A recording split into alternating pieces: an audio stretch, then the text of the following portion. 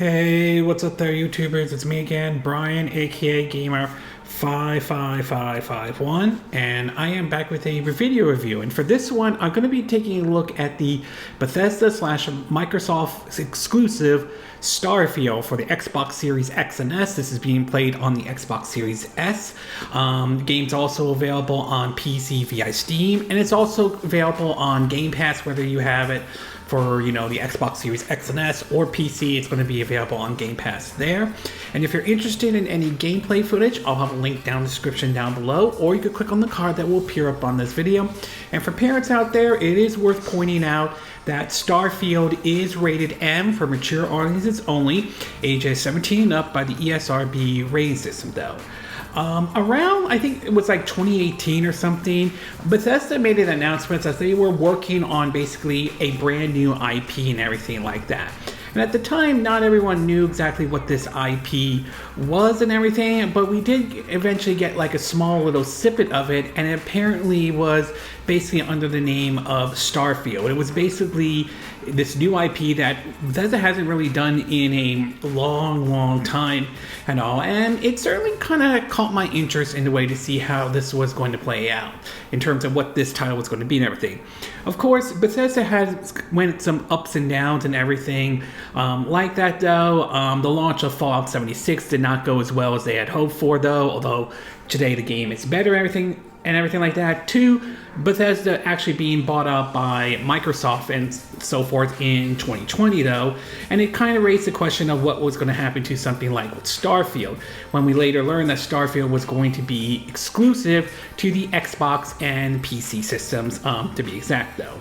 So in around 2022, we started to see a little bit of gameplay and so forth, and there were originally supposed to be plans for the game to launch in 2022, but due to whatever reason, they decided to delay into 2023, and that basically Microsoft and Bethesda had to bite the bullet, and the fact that 2022 wasn't exactly great for Microsoft in general. Now, 2023 was certainly better for them, and while they had highs with like Hi-Fi Rush, they certainly had lows with Redfall and everything like that. And with the way Redfall was handled and the backstory about what was wrong with that game, Starfield was not going into it when it launched in the best possible position ever. So both Microsoft and Bethesda really needed to hit the landing very well for something like Starfield and all. And so Starfield eventually launched in September. It reached its launch date, and it turned out to be very well when the game officially launched though. At first, I wasn't sure about spending $70 on it. I wanted to try it out on Game Pass first, get a feel to the game before deciding whether to sink $70 into this or not. And after spending like a couple of months with the game, I usually play it on a Sunday and everything like that, I will say that I do feel that Starfield is Bethesda's best game that they have made though. That's not to say that Starfield is by any chance perfect, but it is their best Bethesda made game that they have done to date though. So why don't we get started with the pros and cons, and we'll start off first with the pros. And the first one I do want to talk about is the gameplay, particularly the combat and the shooting though. Now, the shooting and the combat in past Bethesda games can be either a hit or miss depending on how you want to look at them. Some people are okay with it, some of it weren't though. I mean, the combat in, like, let's say for example Fallout 4, while I definitely think that that game is an improvement over Skyrim and Fallout 3, the shooting mechanics in that one wasn't really as solid as compared to other first-person shooters out there, or even with games like Doom or Wolfenstein and all. And I will say that with Starfield, the combat in this game is an improvement though. The shooting, I think, feels good and everything like that, so the mechanics on that one is good. Melee attacks are done very well, especially if you want to do a stealth approach or not. And I think another highlight is the space combat. That is probably a really good thing to see in Starfield, where you could gauge in and, shooting, with your spaceship against the other enemies out there, to even the opportunity, depending on how much damage you've done to their ship, to even board and take that ship in general. So there's a lot of things about the combat and the shooting that I like, and I think that's probably, in my view, one of the biggest highlights for Starfield and all. The next thing I want to do is, this is very much a common thing with Bethesda games, and again, this will depend on your perspective on it though, but there's tons of things to do in the game, and there's basically how you want to approach the situations. I mean, there's a ton of side quests, including ones where you can find, like ships and everything like that, to even, some approach you might take a stealth approach, some approach you might be able to talk your way through it, persuasion and everything like that, or go in gun swinging, depending on the kind of situations, to even doing something like survey in terms of looking at plants or wildlife or finding natural resources, everything like that. And when you complete those surveys, you could basically turn them in to earn like credits and everything like that, to even basically, hacking certain things like using a dig pick to really hack a door. And also there's a ton of things to do in this game. It's basically it's how you want to approach each and every situation, and Bethesda games are known to do that in a way, and that does give it a little bit of a charm to it though. So there's tons of stuff to do in this game, and a lot of it is what you want to spend your time on, to how you want to approach the situation, to do you want to do exploration, or are you big on the idea of base building or ship building and so forth. So there's tons to do in this game and all. And finally, last but not least, I will say, for a Bethesda game, and I mean a Bethesda made game, I will say Starfield is probably their best looking game out there, and I also think it's the most polished game they put out when it launched and so forth though. I mean, when you look back at past Bethesda games, while they do have their charms though, I will say, visually speaking, let's just say they don't age as well as they could be though. I mean, yes, Fallout 4 you could argue is an improvement over Fallout 3 or basically Skyrim and everything like that though, but Starfield I feel blows the visuals in Fallout 4 out the window and everything like that. So I definitely think that from a visual standpoint, this is definitely Bethesda's best looking game though, and I also think it is the most polished that they have done so far, and I think that certainly is by no means a bad thing and everything like that. I haven't encountered any kind of major bug that would have ruined my experience or anything like that so far, so I will say it is definitely the best looking game and their most polished looking game to date that Bethesda has done. Okay, we're going to take a quick break, and when we get back, we'll get to part 2, which is the cons. So we'll take a quick break, and we will be right back.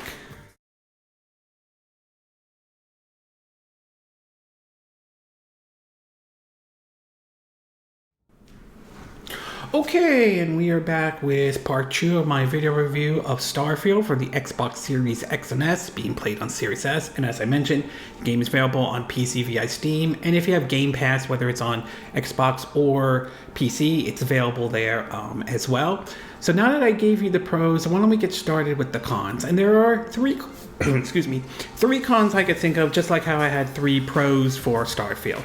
The first one I do want to talk about is, unfortunately, the Bethesda bugs. Now, as I mentioned before, though, I did talk about how this is probably the most polished game Bethesda has put out with Starfield and so forth. And while I do agree with that, and I do agree that this is definitely the most polished game they put out, that's not to say that, unfortunately, there aren't any Bethesda bugs or glitches here and there, and in some cases I have ran into some of them though. While nothing that ruined the experience, there were some cases where sadly I had to restart from my last save points. There are some where basically I saw like a rock like floating from the ground that really should not be floating at all, to certain cases where I had to do a certain mission and yet somehow there was an issue with like the mission not showing up on the map or not doing what you need to do, to be exact, to even one mission where I had basically infiltrate an abandoned place headed up by several bad guys, and I had to work with someone, and they got like stuck on a hill and everything like that, and so I was able to complete the mission, but they didn't really help or anything like that. There's also occasions when I've seen, when doing the survey side of the situation, I've seen where basically the screen kind of freezes for like maybe like a millimeter of a second before getting back at all. Luckily, this only happens on the survey side. I didn't really experience this in the combat side at all. So, I mean, like I said, this is the most polished game from Bethesda, but unfortunately, there are still some Bethesda bugs out there. So yeah, that is a little bit unfortunate though. The next thing I do want to talk about is pretty much the visuals in the game. Now, as I mentioned, I said that the visuals are probably this is the best looking Bethesda game that Bethesda has put out, and I still stand behind this. This is definitely one of their better looking games out there.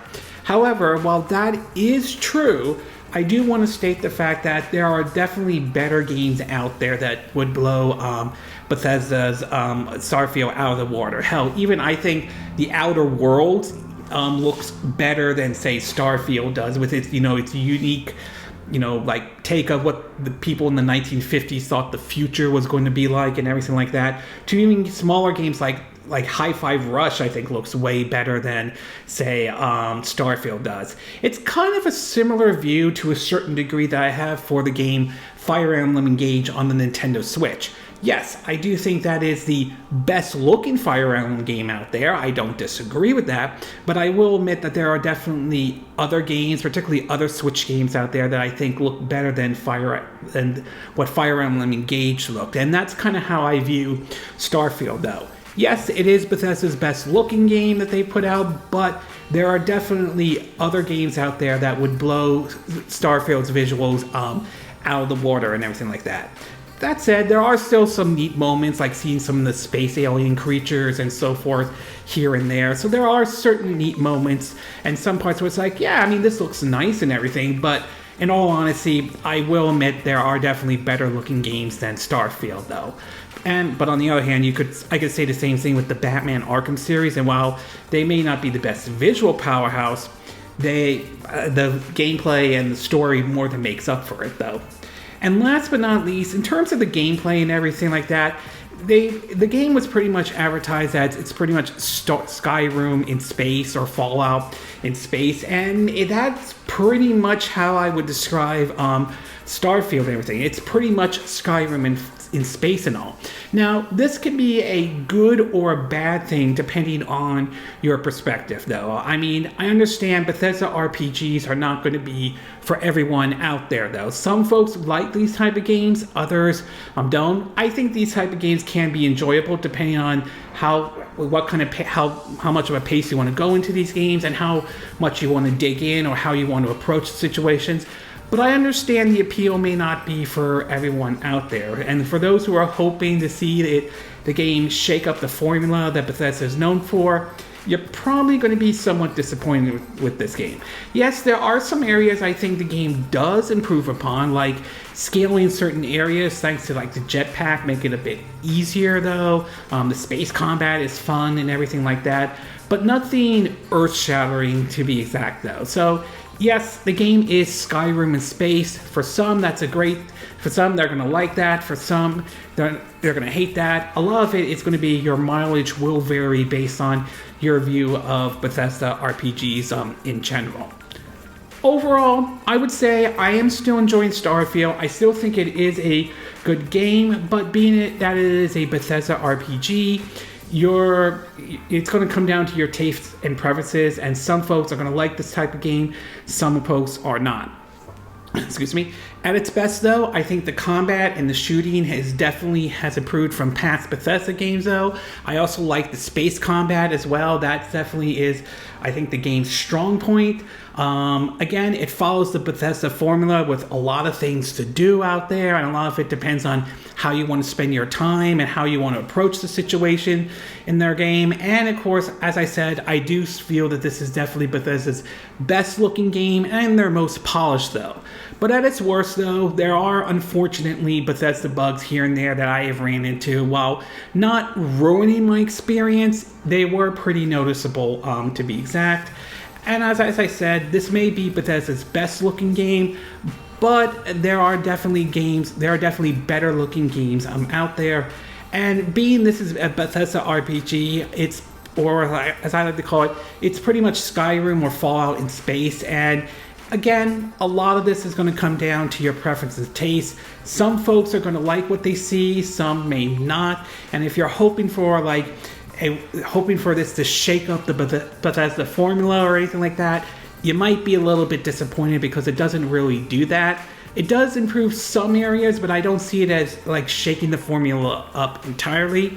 But either way though, I am still enjoying Starfield. I still think it is a very fun game. I do agree that this is Bethesda's best game that they put out. And I also do think this is one of Microsoft's good first-party outings that I have seen.